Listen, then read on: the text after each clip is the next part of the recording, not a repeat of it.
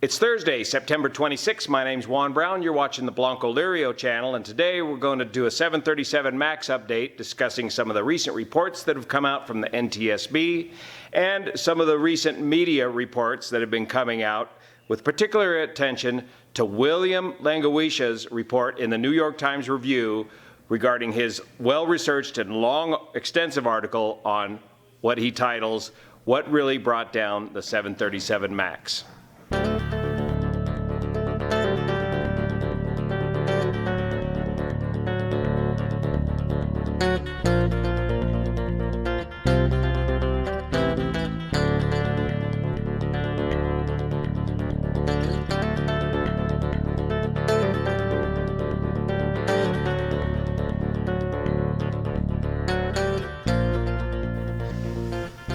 Before we get into all that, little side note here, I don't watch a lot of television. I'm busy doing YouTube most of the time.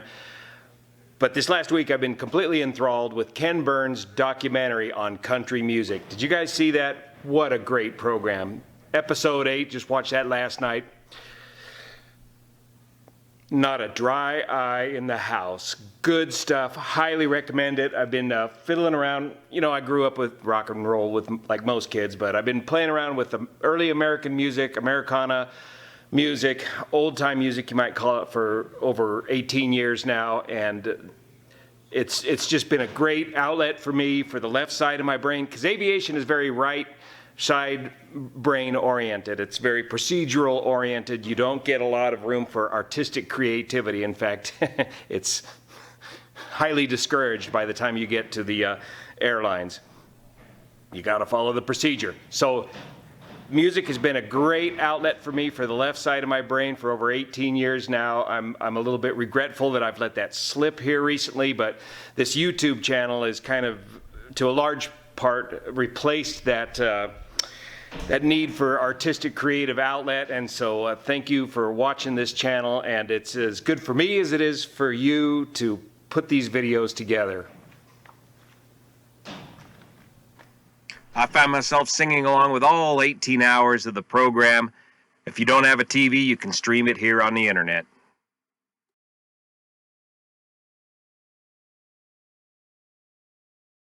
One thing we can all agree on in aviation accidents is there's never one single cause of an accident. It's a long chain of events that cause an accident. When you have a disaster as huge as the 737 MAX, it becomes a watershed event for an entire industry. And we've got years and years of chains of events that we have to look at and break down to figure out what happened, how did this massive, colossal failure occur. And how do we adapt and go on from here?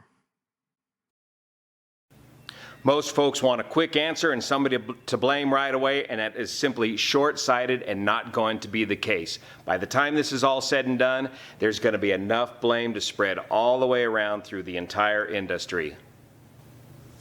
First up, there was supposed to be a report from Indonesia, a preliminary report about the Lion Air crash.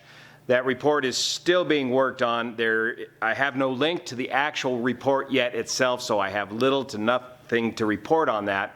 However, the Wall Street Journal reported that this report was coming out, and they headlined it that the Indonesians in this report were going to blame Boeing for all their problems. But if you read further into the article, no, the Indonesians are looking at all aspects of this crash, including pilot error and maintenance errors made by Lion Air.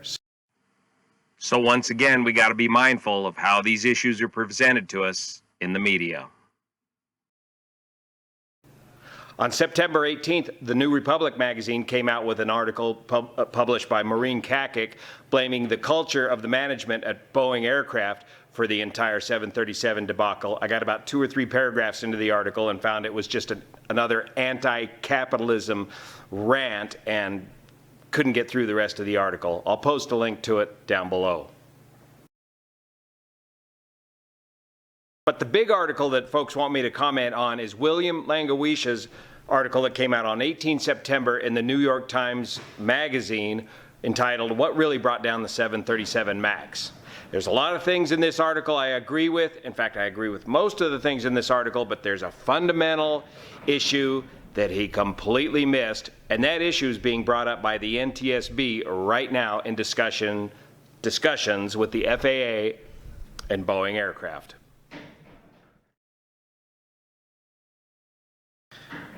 William Langewiesche is the son of Wolfgang Langua. Wolfgang wrote the book on how to fly small airplanes. Stick and Rudder, published in 1942. I'll have to double check that. Correction, 1944. That book focuses on fundamental stick and rudder skills and airmanship that you need to survive flying light aircraft of the period. Myself, I had the fortune of growing up around these people. My first instructor pilot was a World War II fighter pilot. The only aircraft I could afford to fly growing up was, the first aircraft I bought was a 1942 Taylorcraft for $3,500 with a loan from mom and dad. This gave me some fundamental stick and rudder skills and a very solid foundation in airmanship. These sort of skills and this sort of flying is disappearing.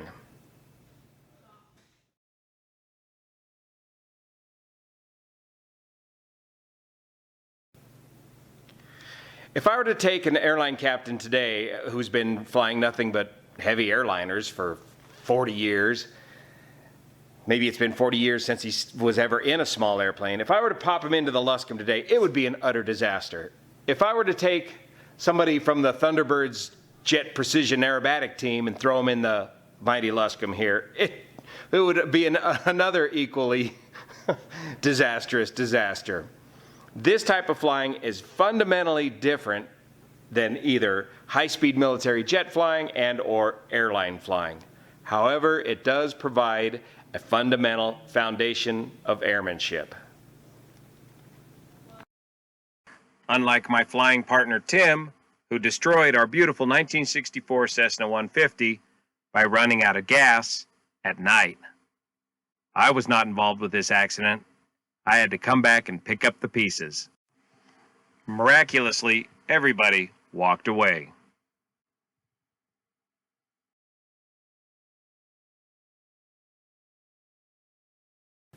William Langewiesche is not current and qualified in the Boeing 737, and I don't think he's been doing any major airline flying recently.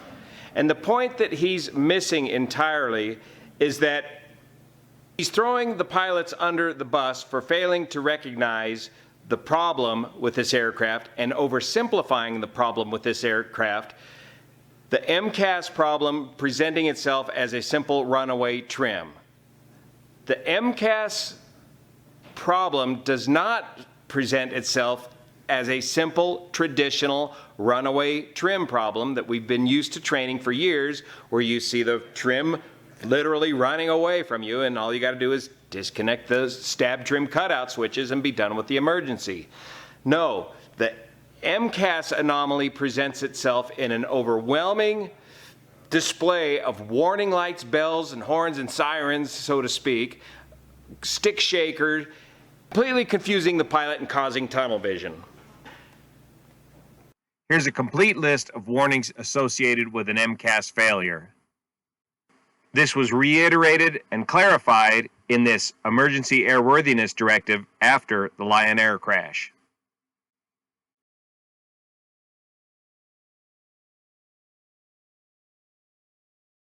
If you watch William's interview on CNBC, where he discusses his article, and on CNBC, of course, he's forced to take his very long article and force it into a couple of sound bites, William really throws the pilots under the bus unfairly, in my opinion. Blaming the pilots to realize that it's a simple runaway trim failure and failing to turn off the stabilizer trim cutout switches in a timely manner. Completely disregarding the complicated nature of the presentation of this particular emergency. We all know now that the pilots of the accident aircraft failed to fly the airplane, the first step in any aircraft emergency. Williams' analysis fails to recognize the complicated human factors that led to this breakdown in airmanship. One of the things that I want to thank William for bringing out in his article is something that all of us have been a little bit reluctant to talk about, though I've touched on it briefly. This entire watershed event across the entire industry is about to get all wrapped around the axle of political correctness. The acknowledgement that, yes, there are fundamentally two different standards of training around the world that need to be acknowledged, that we have younger, less experienced pilots around the world getting in the cockpit of these new modern aircraft, and we've got to design these aircraft for folks with very little flying time, very little experience, very little airmanship.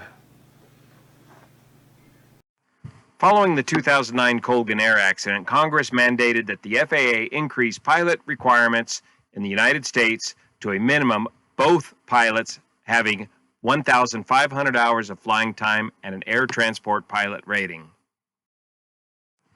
Over in Europe and throughout much of the rest of the world, a multi-crew pilot license program can put a new hire off the streets with no prior aviation experience into the right seat of an airliner with as little as 240 hours, 210 of which can be done in the simulator. So now both NTSB, the FAA, and Boeing aircraft are slowly coming to realize that there is a tremendous difference in training of pilots around the world and of experience levels around the world, and they need to design their products to adapt. And this is part of the outcome of this latest safety recommendation report from the NTSB. I'll get the date for you in a moment, but here's a part of the summary of this report. We, the NTSB, are concerned that the accident pilot responses to the unintended MCAS operation were not consistent with the underlying assumptions about pilot recognition and response that Boeing used based on FAA guidance for flight control system functional hazard assessments, including for MCAS as part of the 737 design. We are making these recommendations to address assumptions about pilot recognition and response to failure conditions used during the design certification process, as well as diagnostic tools to improve the prioritization and clarity of failure indications presented to pilots. You've got to make these systems simpler, easier, design them for folks with less experience, even less airmanship. By the way, this report was dated 19 September this year. Thus, the NTSB concludes that aircraft systems that can more clearly and concisely inform pilots of the highest priority actions when multiple flight deck alerts and indications are present would minimize confusion and help pilots respond most effectively. When you got a runaway trim situation accompanied by a bunch of erroneous airspeed or other flight instrument indications, you simply do not have time to bury your head in a checklist and try to sort things out. And these pilots simply don't have the airmanship to recognize the situation and go outside of the checklist and quickly turn off the stabilizer trim cutout switches. They got to design the system easier. Therefore, the NTSB recommends that the FAA develop design standards with the input of industry and human factors experts for aircraft system diagnostic tools that improve the prioritization and clarity of failure indications, direct and indirect, presented to pilots to improve the timeliness and effectiveness of their response. The point, William Langewiesche, is that these pilots should have never been exposed to this sort of poorly designed system malfunction in the first place.